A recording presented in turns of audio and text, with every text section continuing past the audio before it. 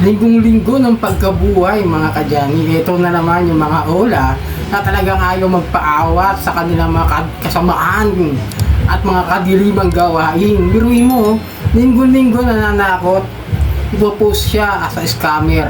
Pagkatapos pati trabaho, guguluhin. Lahat ipapahiya daw siya sa kahit sino. Grabe talaga kayo, no? Ito, galing to sa member ko si GC. Nag-text lang sa kanya ngayong araw na ito. Alright, welcome back mga kadyani. Muli, maglalambing lang po ako sa inyo bago natin simulan ang ating video na paki-subscribe po, paki-follow po ang aking mga social media account, ang Facebook, TikTok at itong aking YouTube channel. Paki-like na rin po, share, hit nyo yung notification bell para updated po kayo sa mga videos na ginagawa natin dito about sa usapang ola. So yun nga, no, yung aking isang member sa GC ay pinadalhan ngayong araw nito. Itong makalipas na oras, no, ang sabi sa kanya doon sa text ng isang ola na ito, na-edit ko na pagmumukha mong scammer ka. Pag di ka nagbayad bago mag 4 PM, ipapahiya kita ng sobra. Malamang ay madaming tao dadamay ko sa utang mo, pati trabaho mo. Bubulabugin ko. Check mo na lang mamaya Facebook mo, nakapost ka ng magnanakaw ka. Di ba? Yung nakaraan lang, kakapost ko na sa inyo. Pero update ko sa inyo yung isang all agent na yun, parang nagbura na siya ng mga post niya. Parang tanggal lahat. Naging clear. Nagulat ako.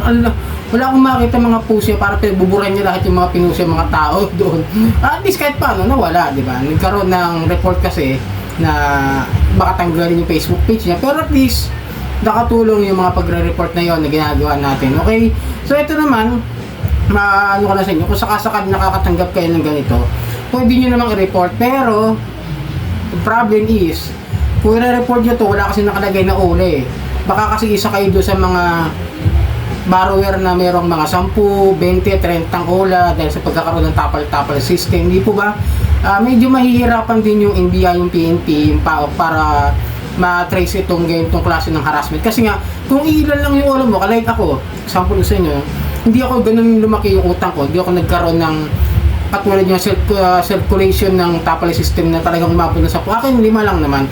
2 lang naman yung loan shark na ola na nahiraman ko. Talagang yun lang naman. Kaya natatandaan ko talaga yung mga ola kung kailan ako may due date. Kaya nga malakas ang loob ko na alam ko kung sino yung mga nangahara sa akin. At kung mayroong mga hara sa akin na hindi naman nagpapakilala at ayaw pakilala, nasasabihin ni galing daw siya doon sa isang ola na example ko si Pero mo, hinaras ako nung agent niyan. O yun, pinreport ko kagad. May ebidensya ko eh. Screenshot ko yung mga message niya sa akin, okay? Until na wala na, hindi siya nag-reply. 1 year na rin, okay na lang.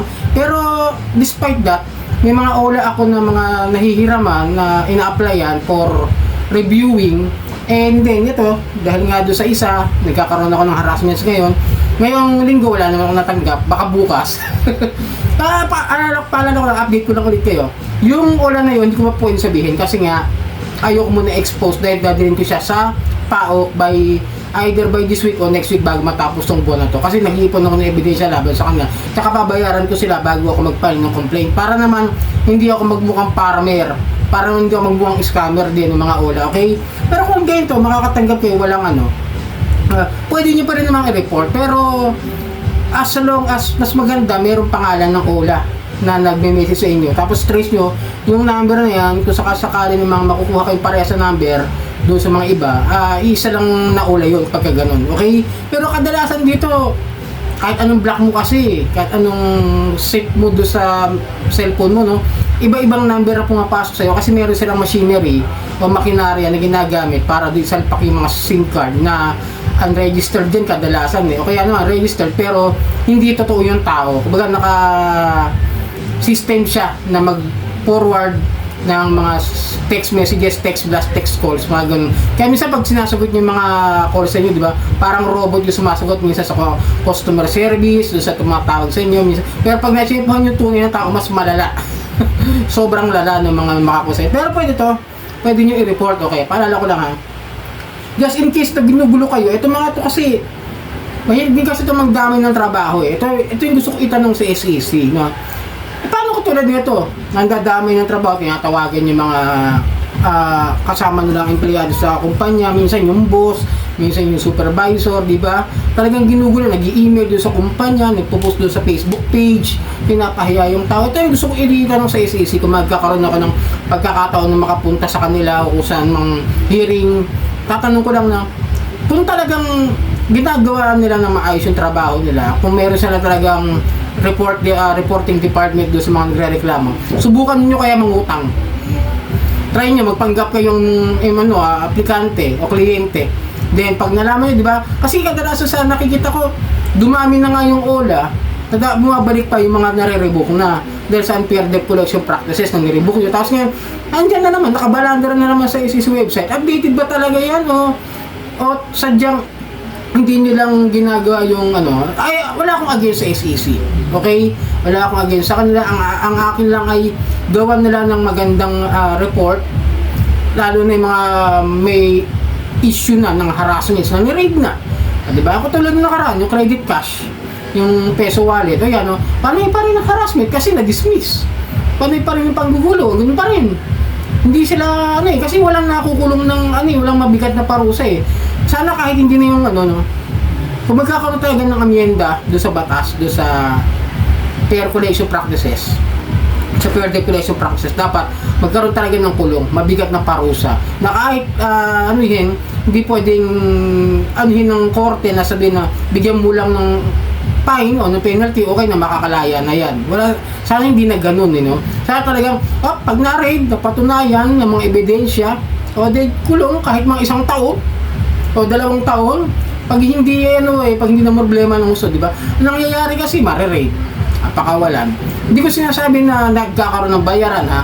Wala akong gano'n. Is because the system na lang din ng mga nagre-reklamo. Yung iba kasi medyo may pagkakamali rin tayo, pagkukulang. Tandaan nyo, hindi porket na raid, nire-reklamo nyo ko like this, ito klase na nanggugulo pati sa trabaho.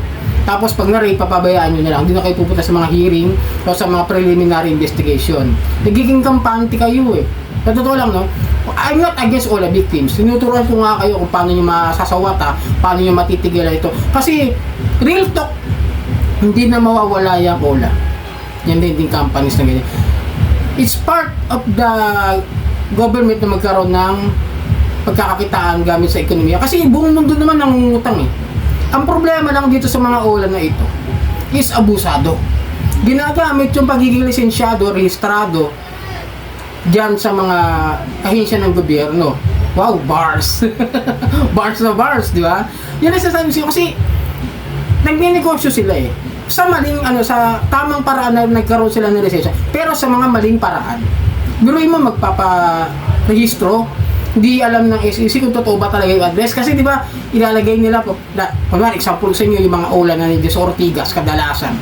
Tapos ma-raid saan sa Makati. Di ba yung credit cash? Alam niya kung saan talaga naka-register dyan sa Play Store nila, yung ulam nila. Ortigas yun. Tapos nagulat ako na rin sa Makati. Yung tinignan ko yung kanilang apps. Diba? Dapat doon pa lang nagkakaroon na ng regulation na maging totoo yung mga ola na yan sa simula pa lang. Kasi kung sasabihin yung scammer yun ng utang, paano yung mga nagpa-utang na scammer din? Dahil hindi nagbibigay ng tamang address doon sa kanila. Tapos guguluhin nila yung trabaho ng tao. Guguluhin nila yung mga Facebook page ng mga negosyo. Paano kung ako kunwari negosyante ako, pupost mo ko doon na hindi ako nagbayad ng utang sa iyo o maaaring kahit bayad na ako sa utang ko sa inyo. Di ba?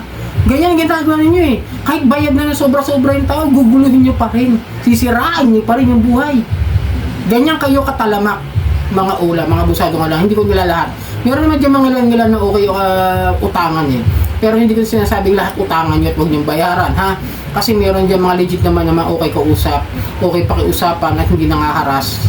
At yung iba naman ng abusado na may mga issue talaga, may mga kaso, na-raid, na-revoke, may permanent disorder, nandiyan pa rin. Di ba? Taon na yung lumipas, 2 taon na, ayun pa rin, nakikita ko pa rin sa SEC website. Registered pa rin sa recorded online learning platform. Bumabalik-balik lang, papalit ng pangalan. So sana pag ganito nagkakaroon ka ng problema, pwede naman kayo mag-report sa SEC. It depends. Ako kay SEC. Pero kung harassments, madali naman kayo mag-report sa PNP, NBI, at saka PAOK. Yun mga yan, ang mga ahensyang dapat nyo puntahan kung may harassments. Okay? So sana nakatulong ang video ito. Muli, maglalambing ako sa inyo na paki-follow po ang aking mga social media account ng Facebook, TikTok at itong aking YouTube channel. Maraming pong salamat at hanggang sa muli.